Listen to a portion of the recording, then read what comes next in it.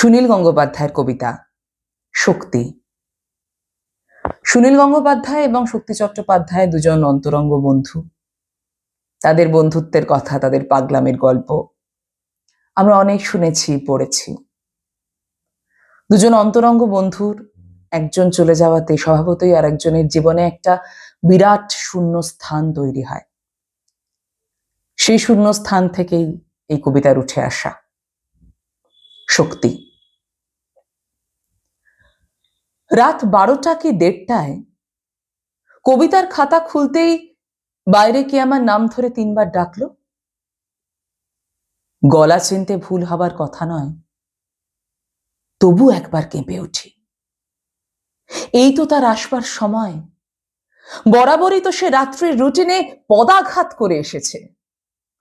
দুনিয়ার সমস্ত পুলিশ তাকে কুর্নিশ করে। রিক্সাওয়ালারা ঠুংঠুং শব্দে হুল্লোড় তোলে। গ্যারাজমুখী ফাঁকা দোতলা বাসের ড্রাইভার তার সঙ্গে 1 বোতল থেকে চুমুক দেয়। উঠে গিয়ে বারান্দায় উঁকি মেরে বলি, শক্তি, চলে এসো, দরজা খোলা আছে।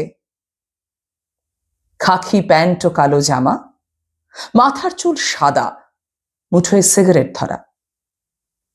শক্তি একটু একটু দুলছে।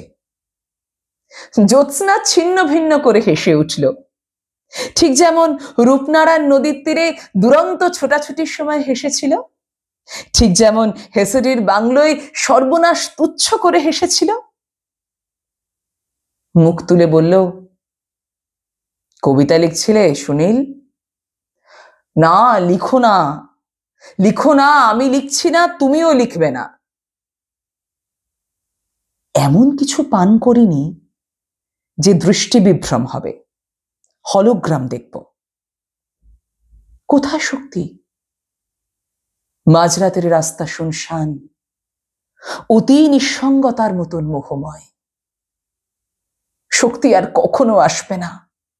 যখন তখন এসে রাম চাইবে না, তাকে আমি জানি না।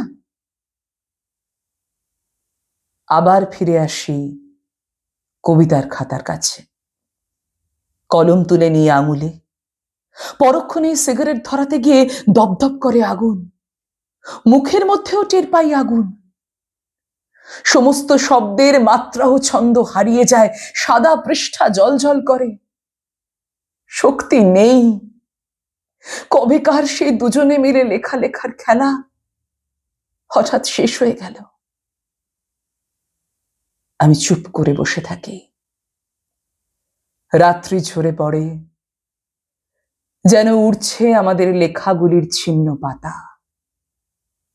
আমি চুপ করে বসে থাকি। সাদা দেওয়াল কানে তালা লাগিয়ে দিচ্ছে স্তব্ধতার বাজনা।